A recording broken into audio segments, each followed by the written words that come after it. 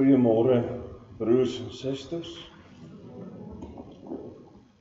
Welkom in die huis van die Here namens die kerkraad. Kan jy my almal hoor?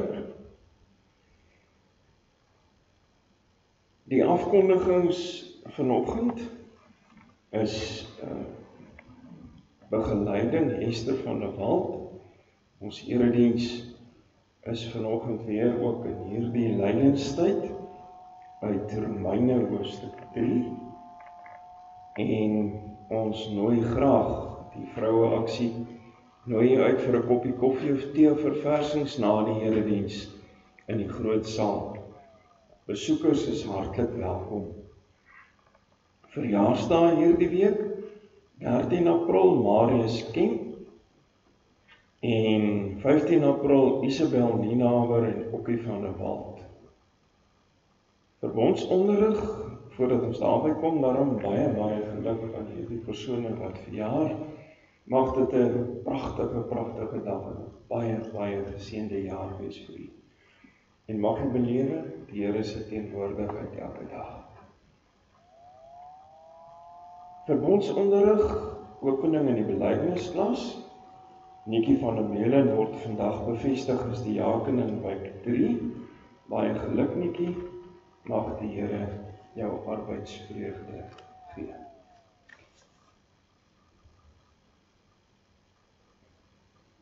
Ons berei in hierdie week ons voor vir die nagmaal wat Vrydag 18 April plaasvind. Dis Vrydag, Goeie Vrydag, en daarom om 8 uur het ons Goeie Vrydag nagmaalsdiens. Verlof, Rita de Bruin is met verlof vanaf 6 April tot 17 April. Treindiens, Johan Kraus, Liedbord, Angeline de Bruin. Baie dankie ook vir die moeite wat julle doen daar by die Liedbord. Verskonings, Neil Rood, Thys Snyman, Paul Roux, Johan Kraus, Elje Tron, en dan dink ons in ons gebedslys aan die familie van Klaas van Reewijk wat oorlede is.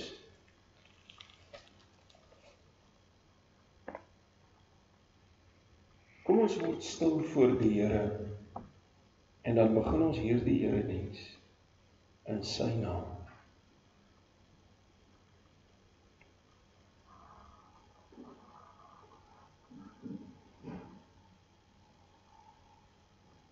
Ek is die Alfa en die Omega, die begin en die einde, sê die Here, wat is en wat was en wat kom, die Almagtige. Geliefdes, genade vir julle en vrede, van hom wat is en wat was en wat kom, en van die 7 geeste wat voor sy troon is, en van Jesus Christus, die getroue getuie, die eerstgeborene uit die dode, en die owerste oor die konings van die aarde. Amen. Kom ons loof die Here, deur saam te sing uit Gesang 29. Vanoggend Gesang 29 is ons loflied, verse 1, 2 en 3. Majesty.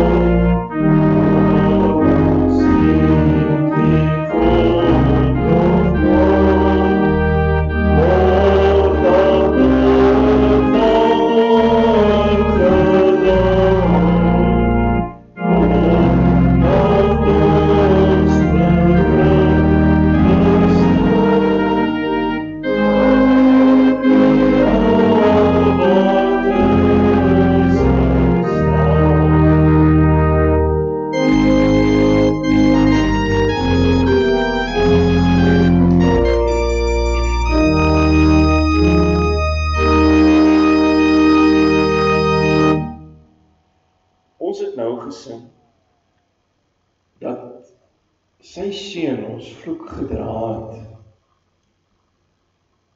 voor ons nog iets kon doen. En tog luister ons vanoggend dan na die wet van die Here. Hoekom luister ons na die wet van die Here? Ons luister na die wet van die Here, juis omdat ons glo. As dit vanoggend met die bidtuur en die konsistorie besin en gehoor weer eens, hoe dat ons geskape is om tot eer van God te lewe. Tot sy eer. Kom ons lees dan Markus hoofstuk 12 van vers 28 af. Wat is die eerste gebod van almal? En Jesus antwoord hom, die eerste van al die gebooie is, hoor Israel, die Here onse God is die enige Here. En jy moet die Here jou God lief hê uit jou hele hart, en uit jou hele siel, en uit jou hele verstand, en uit jou hele krag. Dit is die eerste gebod, en die tweede hieraan gelyk is dit, jy moet jou naaste lief hê, soos jouself. Daar is geen ander gebod groter as die nie. Dan lees ons in Romeine 3 van vers 21 af. Maar nou is die geregtigheid van God geopenbaar sonder die wet, terwyl die wet en die profete daarvan getuig. Die geregtigheid naamlik van God deur die geloof in Jesus Christus, vir almal en oor almal wat glo, want daar is geen onderskeid nie. Want almal het gesondig en dit ontbreek hulle aan die heerlikheid van God. En hulle word deur sy genade sonder verdienste geregverdig deur die verlossing wat in Jesus Christus is.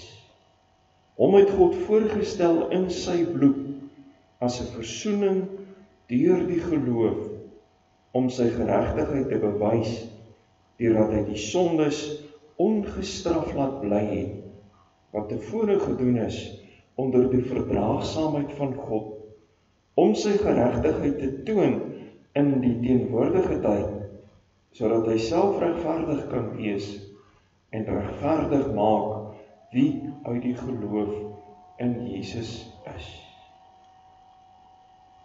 Broers en susters, om God lief te hê, is om aan God gehoorsaam te wees. Om God lief te hê is daarom om jou naaste lief te hê, soos jouself. Om God lief te hê, is om in jou lewe, in jou dade, vir die Here te leef. Kom ons bely ons skuld dat ons as nietige mense dit nie reg kry om volkome God lief te hê, om volkome gehoorsaam te wees nie. En ons doen dit in die woorde van Psalm 119, vers 2 en 5. Oh,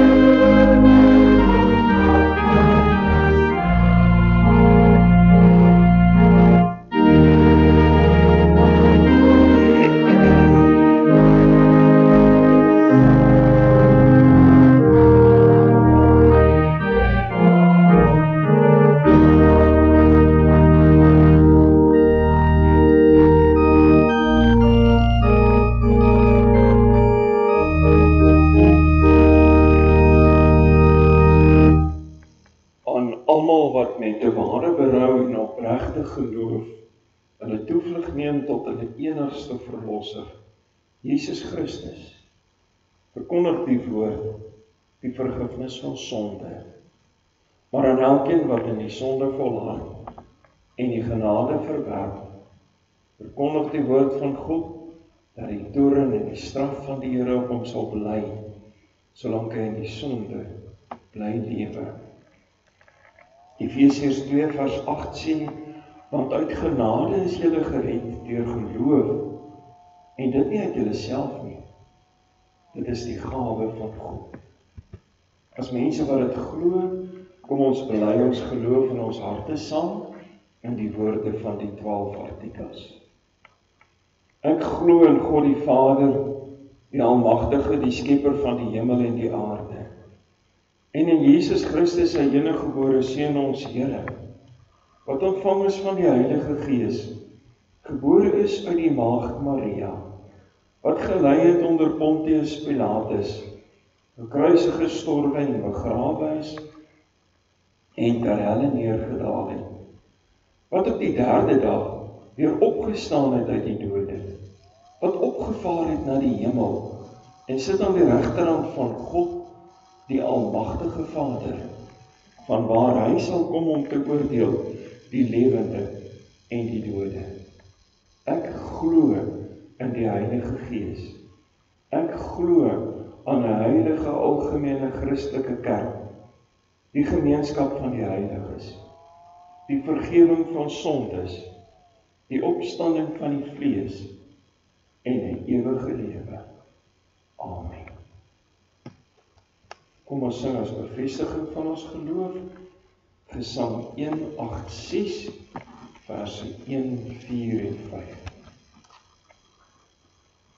We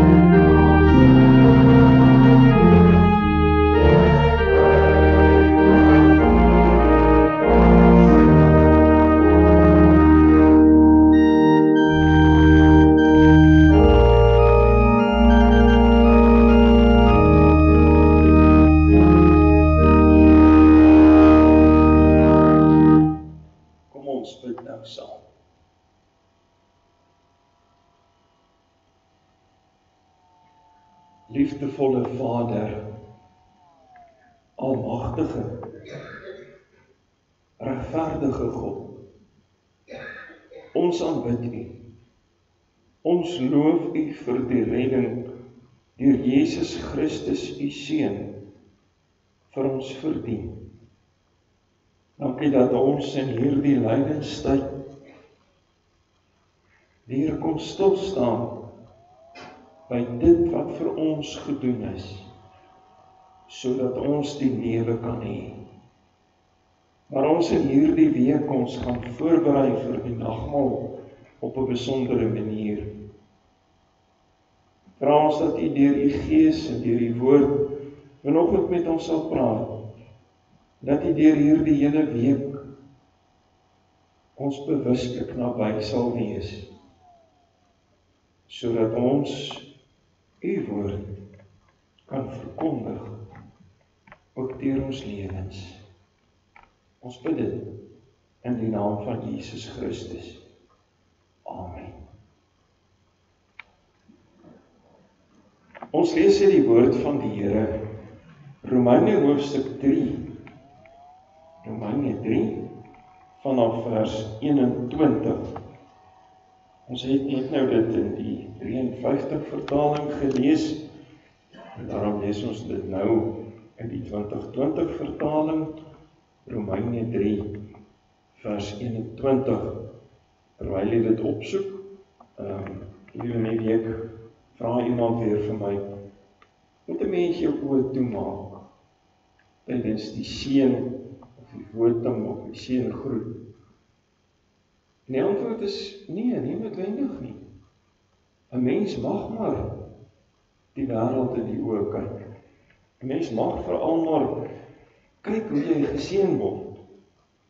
'n Mens mag ook, as jy die geloofsbelijdenis aflê, die wêreld in die oë kyk en sê, ek sê dit, as jy wil fokus daarop, kan jy jou oë toemaak. En selfs as 'n mens bid, maak jy jou oë toe om te fokus op dit wat jy sê, of dit waarmee jy saamstem. Ek maak gewoonlik maar my oë toe, wanneer ek die seën uitspreek. Nie omdat dit 'n gebed is nie, maar omdat dit ook 'n gebed is. Want geen mens kan in die naam van die Here, die seën van die Here oordra, as dit nie van God kom nie. So daarom, ja, is nie verkeerd om te kyk as jy geseën word, om te sien wie jy die seën ontvang nie. Kom ons lees dan uit Romeine hoofstuk 3 van vers 21 af. Maar nou word die geregtigheid van God, waarvan die wet en die profete getuig, sonder die wet bekend gemaak. Hierdie geregtigheid gee God deur die geloof in Jesus Christus aan almal wat glo. Want daar is geen onderskeid nie. Almal het trouens gesondig en die eer van God ontbreek by hulle. Interessant dat hierdie frase op twee maniere vertaal kan word. Die heerlikheid van God, of die geregtigheid van God wat ontbreek, of die eer aan God wat ontbreek. En tog word hulle goedgunstig op grond van sy genade vrygespreek deur die bevryding in Christus Jesus. God het hom deur sy bloed daargestel as versoeningsoffer wat deur die geloof verkry word, as bewys van sy geregtigheid. Want so het hy in sy verdraagsaamheid die sondes wat voorheen gedoen is oorgesien. Hy het sy geregtigheid in die huidige tyd bewys om so regverdig te wees en die wat in Jesus glo regverdig te verklaar. Is daar dan nog sprake van roem? Dit is uitgesluit. Deur watter wet? Die wet van die werke? Nee, deur die wet van die geloof. Ons is immers daarvan oortuig dat 'n mens regverdig verklaar word deur die geloof sonder die uitvoering van die wet. Of is God net die God van Jode? Is hy nie ook die God van nie Jode nie? Ja, ook van nie Jode, aangesien dit een God is, wat besnedenis op grond van die geloof regverdig sal verklaar, en ook onbesnedenis deur die geloof. Maak ons dan deur die geloof die wet ongeldig? Hoegenaamd nie. Trouwens, ons bevestig die wet. Ons lees net so ver.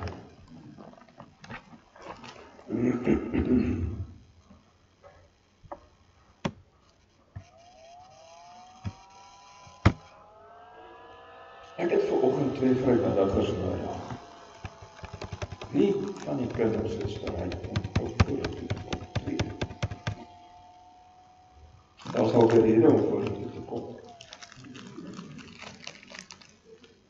Hier kom een. Daar sy.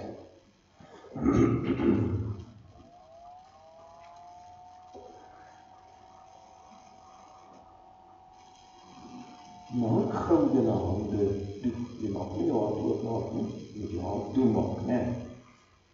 Kan jy hierdie sjokolade vat, so as jou hand toe is? Nee, hy val. Nou kom vat jy hom nie. Want jou hand is toe, né? Goed. Maak jy hande oop. Nou as ek nou vir jou hierdie sjokolade in jou hand sit en hierdie in jou hand sit, kan jy hom vat. As julle twee nou omry, wat moet julle doen? Hoe moet julle dit regkry? Jy moet jou ander hand vat en oopmaak, sodat sy die sjokolade in jou hand gaan sit en andersom, en met die ander hand vat jy die ander sjokolade. Nee, ruil gou die sjokolades om.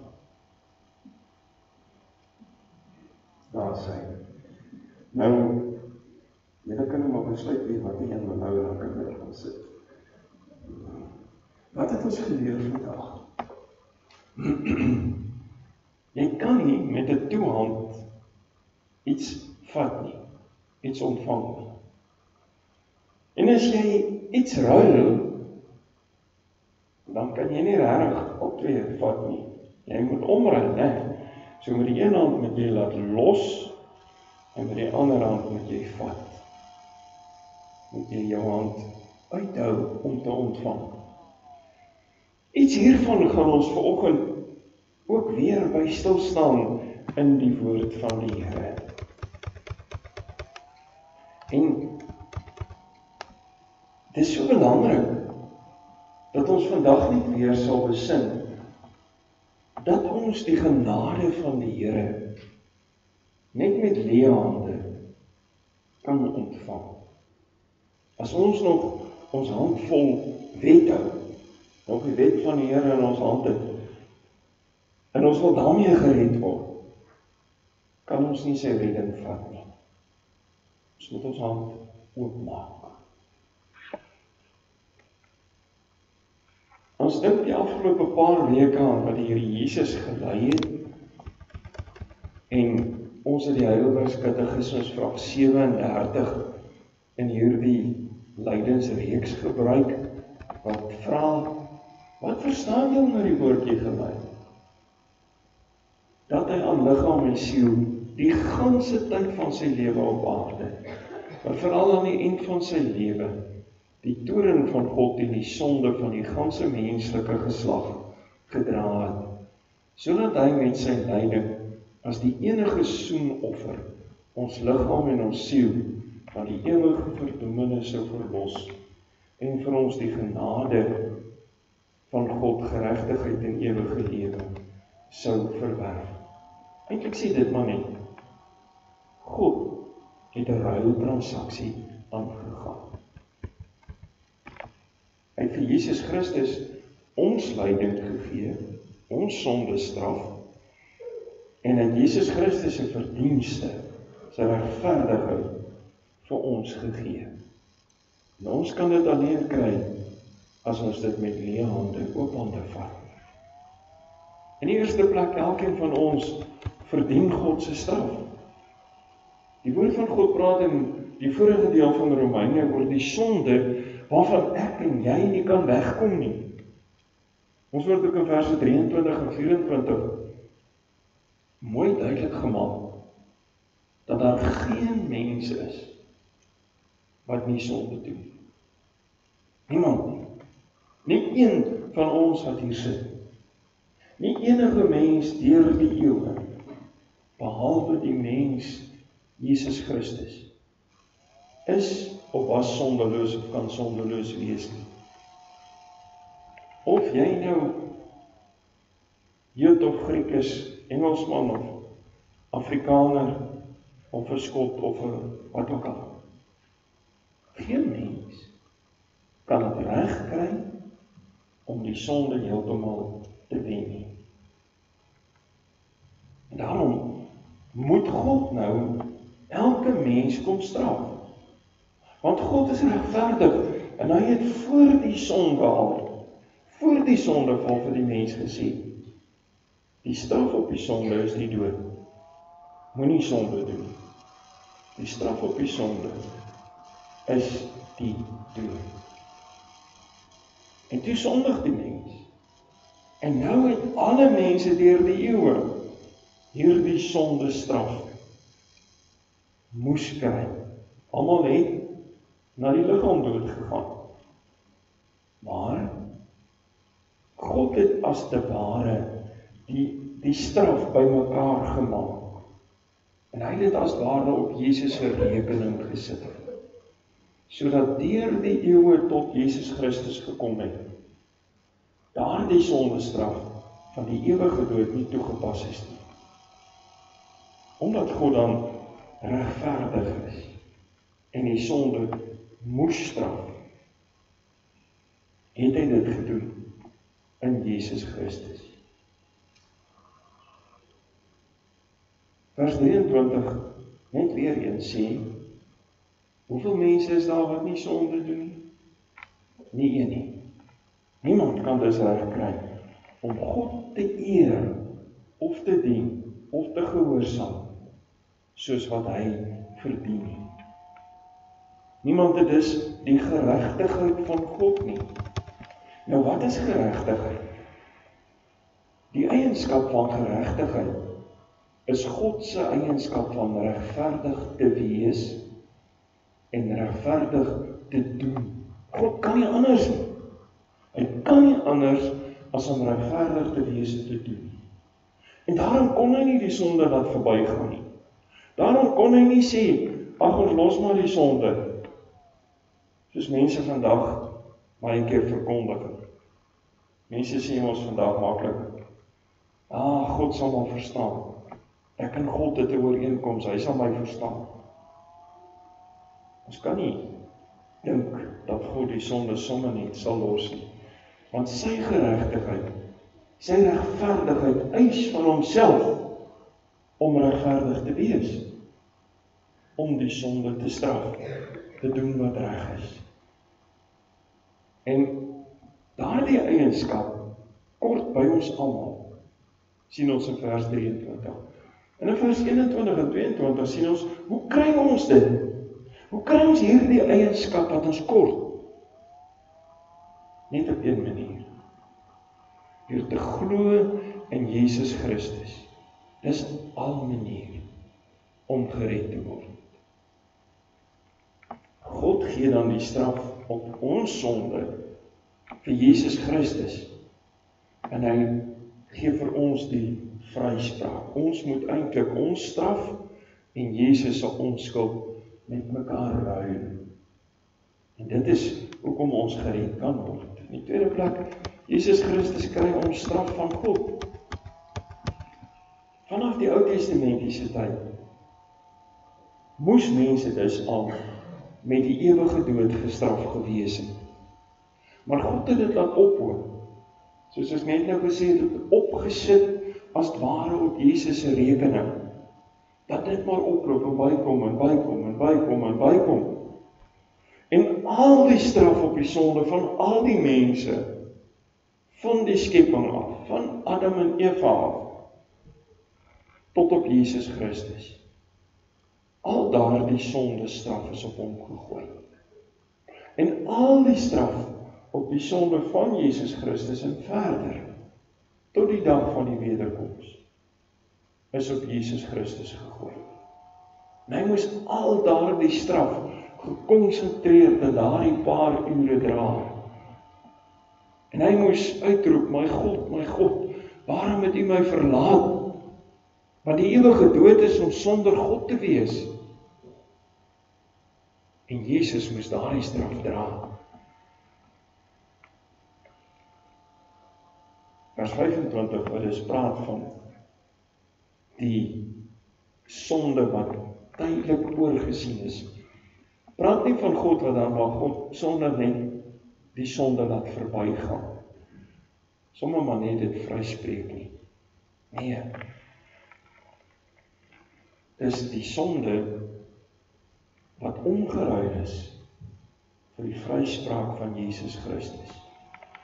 God het dus sy regverdigheid, sy reggeregtigheid laat sigbaar word toe Jesus Christus kom. En dit is interessant dat ons hier staan dat Jesus Christus sy eie geregtigheid en God se geregtigheid moes bewys deur daardie straf sigbaar te kom dra. En daar het hy aan die kruis gehang. En hy het uitgeroep, my God, waarom het U my verlaat? Hy moes kom betaal aan die kruis op Golgotha. Die sonde van alle tye en alle mense is gestraf met die ewige doodstraf.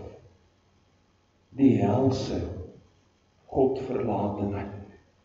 God se redding het as ware in die werking getree. Die oomblik toe Jesus aan die kruis gesterf het. Toe hy gesê het, dit is volbring. Toe dit in werking getree, terugwerkend en vooruitwerkend.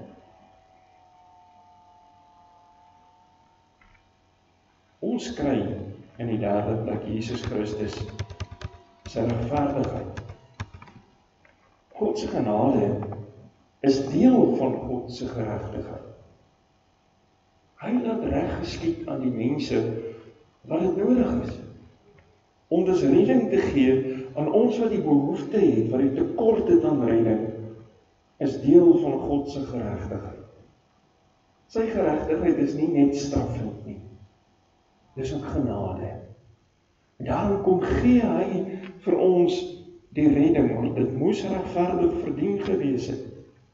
En daarom gee hy vir Jesus Christus die straf. Ons lees in vers 26, 27 tot 30, dat die manier om daardie redding te kry, is nie iets wat ons kan doen nie. Ons het net nou gepraat by die wet daarvan. Ons kan dit nie verdien nie. Maar, dis net deur te glo. En nou is dit so belangrik dat ons geloof sal verstaan. Geloof is nie iets wat ek moet doen nie. Baie mense sê, jy word nie gesond gemaak nie. Ek praat met 'n ou klasmaat van my oor die telefoon, so 'n dag of 2-3 terug. En ons praat van hierdie teenstrydigheid. Mense wat sê, ek glo jy gaan gesond word as ek nou vir jou bid. Jy moet nou gesond word. En as jy nie gesond word nie, is dit omdat jy nie sterk genoeg glo nie. Wat is geloof dan? Dan is geloof 'n werk, 'n verdienste. En toe sê die ou vriend van my, ja, maar dan moet niemand van ons mos siek wees nie. As ons net kan glo, alle sondes, alle siektes is weggeneem, soos wat Jesaja sê, en dan is die dood ook ons weggeneem, maar moet ons ook die dood gaan nie. Ons moet vir ewig lewe, sommer nou al. So as jy wil konsekwent wees, moet jy dit deurtrek. So, wat het gebeur? Die siekte, die lyding, die dood, die aardse deel daarvan, is nog nie betaal en weggeneem nie. Maar die ewige deel daarvan is weggeneem. Sodat ons nou nog kan sterf, maar onmiddellik verder lewe in die ewigheid. Sodat ons vir elke kus wat ons kry, 2 deksels kan opsit. Want jy gaan eintlik net weer op. Jou aardse liggaam bly agter, maar jou siel gaan onmiddellik na die Here toe. Ons het die lewe gekry, deur net te glo. En nou soos ons gesê het, nie geloof wat iets kan verdien, geloof wat sterk genoeg is nie. Dis hoekom die Here Jesus praat van geloof soos 'n mosterdsaadjie, amper onsigbaar. Dis hoekom die Here Jesus praat van dat ons geloof maar net moet hê. Nie sterk geloof nie, nie groot geloof nie, maar geloof in die grootheid van God. Wat is geloof dan? Geloof is hierdie leë hand, wat ek maar net oophou, dat God die redding in my hand kan neersit. Redding is eintlik maar net dat ek na die Here Jesus toe kom en sê, Here, ek bely my sonde, ek erken dit, ek vat dit in my hand, en ek gee dit nou vir U. Dat U vir my die redding in my leë hand, wat niks kan verdien nie, kan sit. As jy nog met jou hand vol dinge staan, kan jy nie die redding vat nie.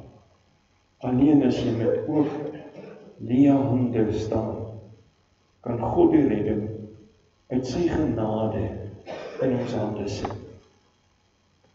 Die Jode het geglo dat die geregtigheid wat hulle red, die regverdige onderhouding van die wet is. Selfs die Romeinse kerk het gesê, en dis hoekom die hervorming plaasgevind het, ons moet nog die werke van geloof doen. Nou natuurlik is geloof dankbaarheid, is geloof liefde.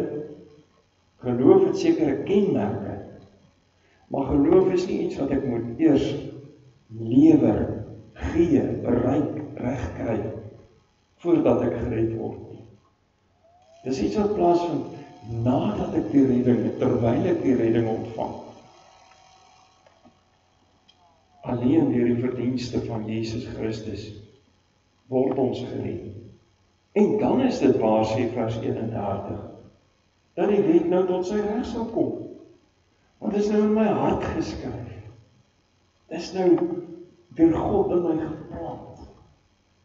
En nou kan ons uit dankbaarheid en met die krag van die nuwe lewe nie gaan lewe. Die wet kan jou dus nie red nie, maar die wet van die geloof. Alleen as jy glo, word jy gered. Dit is wat Goeie Vrydag beteken. Maar dan is hier 'n baie interessante laaste stukkie in hierdie gedeelte. Hier is 'n interessante woordspeling. God se geregtigheid, wat beteken sy regverdigheid, waarmee hy oor sonde moet oordeel, word ook in die Bybel op 'n ander manier gebruik. Dit word ook gebruik as hy sê, doen geregtigheid aan hulle wat nood het. Soos God ons in die nood van redding kom redding gee, is ons ook as gelowiges mense wat sy geregtigheid doen, die reg te doen aan hulle wat ons hulp nodig het. Dis nie opsioneel nie. Dis deel van ons taak. Dis hoekom ons diakens bevestig in die ampt. Want die diaken is die ampt wat verteenwoordig is, om net nou in die formulier hoor, die ampt waarmee Christus eintlik verteenwoordig word. Wat die goed doen, die reg doen, die barmhartigheid van God aan mense kom bewys. Dit is dus nie sommer maar net iemand wat kollekteer nie. Die diaken staan in 'n priesterampt, staan ook in die ampt van priesterlik by God intree vir sy mense in sy wijk. Ons vertel van ons redding, dat ander dit kan kry. En ons gee daardie geregtigheid is aan, deur te vertel, deur elkeen oral 'n getuie te wees, deur lig en duisternis te wees, dan ook deur wat ons doen, deur die goeie dade wat ons doen, betoon ons, bewys ons God se geregtigheid.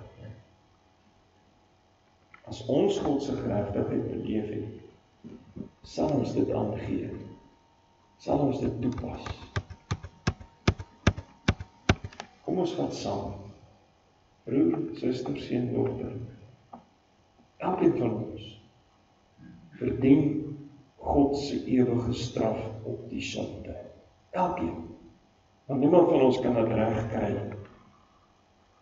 om rein en regverdig te lewe volkome nie. En daarom kry ons maar net uit genade die geregtigheid van God. Jesus Christus se geregtigheid het beskikbaar geword die oomblik toe hy die prys betaal het. Dit word ons toegereken die oomblik as ons glo. Dan kry ons daardie regverdige verklaring. God se geregtigheid wat deel van ons lewens word.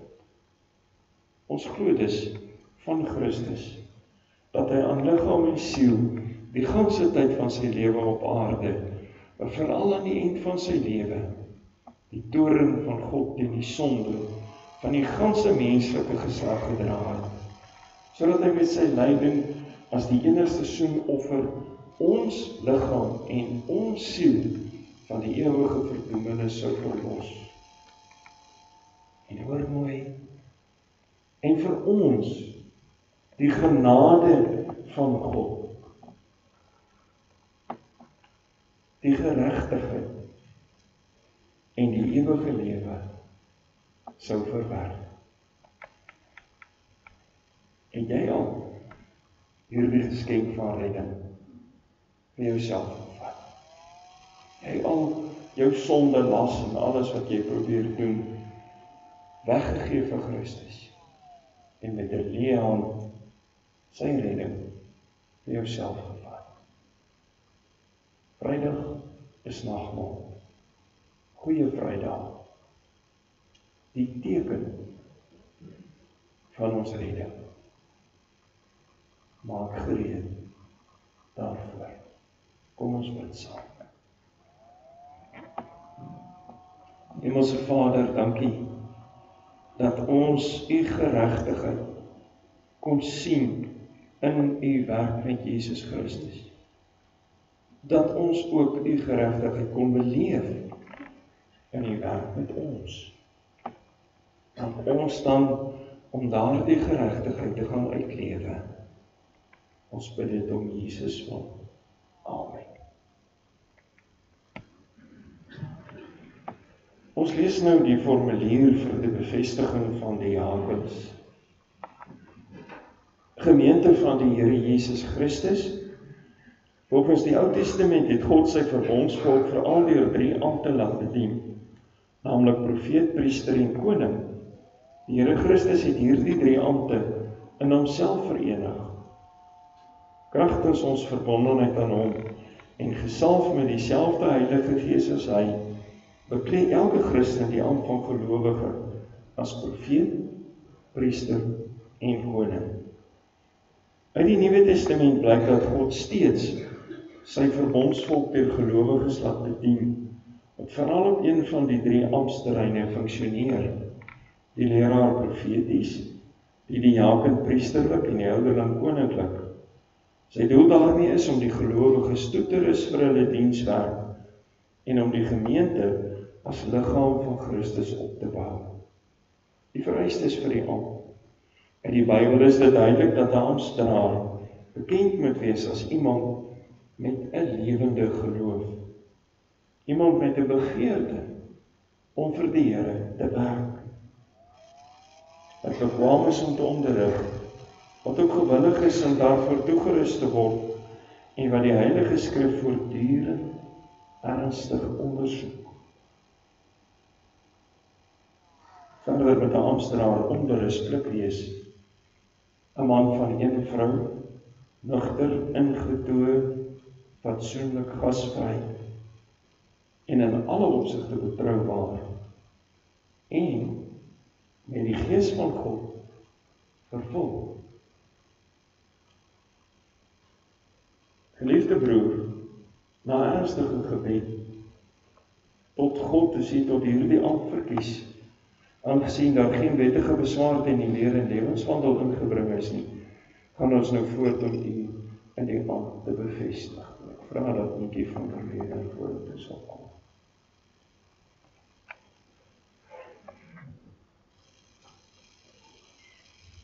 Volgens staan ek hieronder, so jy kan sommer hier naby my staan, dat ek jou in die oë kan kyk. Van die instelling van die diakens aan, wat voortvloei uit die barmhartigheid van God, waarmee hy die skepping onderhou, lees ons in die Handelinge van die apostels. Aan die begin het die apostels self die bediening van die armes behartig. Hulle die gawes wat gegee is ontvang en aan elkeen uitgedeel volgens hulle behoeftes. Maar toe sommige weduwees in die versorging oor die hoof gesien is daar op aandring van die apostels manne gekies, wat in die besonder in die bediening van die armes moes werk. Van die tyd af is die diakenambt in die kerk onderhou. Die diakens moet getrou en ywerig die bydraes en goedere wat gegee word, versamel en bewaar. Hulle moet ook nauwgezet sorg dat die middele tot ondersteuning van die armes gevind word. Hulle moet die redes vir die nood ondersoek en so ver moontlik bestry. Hulle aanbehels ook die uitdeling wat hulle met onderskeiding en versigtigheid moet nakom. Verder is dit goed dat nie net met die uiterlike gawes nie, maar ook met die troostwoorde en die woord van God aan die armes en noodlydendes hulp verleen word. Die diakens moet die gemeente bemoedig en aanspoor om mekaar se laste te dra en getrou te wees in die diens van barmhartigheid, in navolging van Jesus Christus, die knegt van die Here. Verder is die taak van die diaken om diens te verrig by die viering van die nagmaal en by die erediens. Geliefde broer, jy moet nou op die volgende vrae opreg antwoord, sodat elkeen kan hoor dat jy bereid is om hierdie diens te aanvaar. Is jy daarvan oortuig dat God self deur sy gemeente jou tot hierdie besondere ambt geroep het? Aanvaar jy die Ou en die Nuwe Testament as die ware en die onfeilbare woord van God en as die volkome leer van die saligheid? En verwerp jy alle leringe wat in stryd is met die Bybelse waarhede, so saamgevat in die 3 formuliere van enigheid? Geloof jy in jou ambt, soos dit aan jou voorgehou is, getrou te vervul, as diaken in diens van barmhartigheid? Beloof jy om tot eer van God te lewe en jou aan die kerklike regering opsig en tug te onderwerp? Wat is hierop jou hoorbare antwoord aan God die enige? Geliefde broer, wees getrou in jou dienswerk en in die ernstige ondersoek van die Heilige Skrifte. Wees 'n voorganger vir die hele gemeente. Wees gewillig en blymoedig in die nakoming van jou roeping. En gemeente, ontvang hierdie amptdraer as gestuurde van die Here. Bid vir hom en werk met hom saam. En stel julleself ook beskikbaar om toegerus te word as profete, priesters en konings in diens van Christus. Kom ons bid saam. Here God, ons aanbid U in dankbaarheid, omdat U kerk deur al die eeue bewaar, versorg en laat groei. Ons dank U dat U ook nou weer 'n amptdraer afgesonder het, om op 'n besondere wyse in U gemeente te dien. Ons bid dat U hom elke dag deur U Gees sal lei en toerus vir die dienswerk. Help ons om almal na U stem te luister, aan U gehoorsaam te wees en dankbaar saam te werk in die opbou en die uitbou van die gemeente. Ons smeek dit alles tot U eer, in die naam van ons Here Jesus Christus. Amen. Kom ons sing nou as seënbede Psalm 134 vers 4, terwyl ons dan ook vir broer Nietjie verwelkom. Psalm 134 vers 4.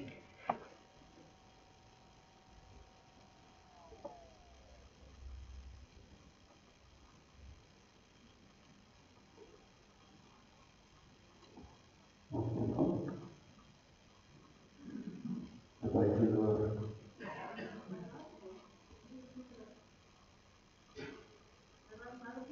Die was op die bord sê sy, so jy bietjie terugkyk net voor die laaste gesang.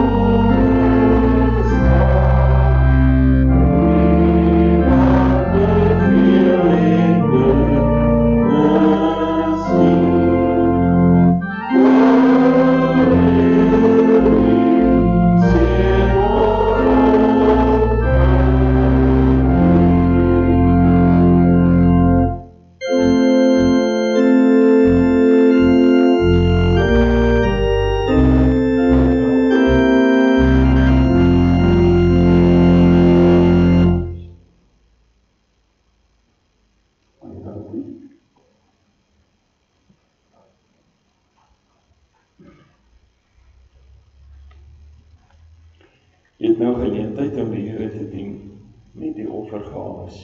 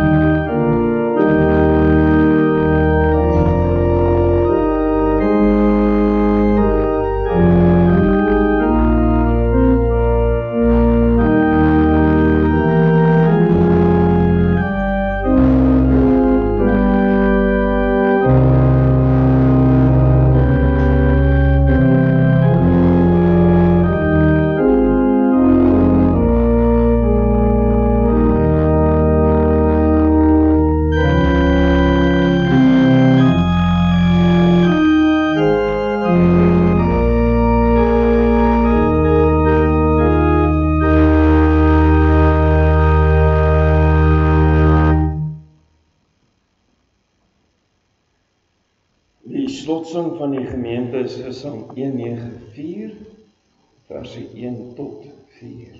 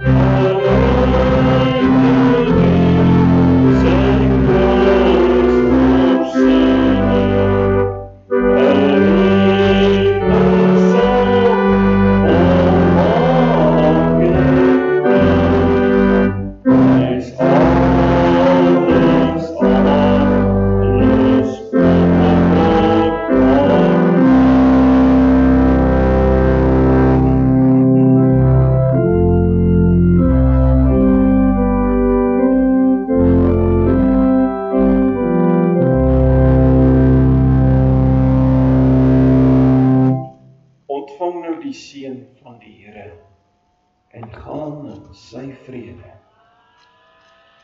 Die Here sal jou seën en jou behoed.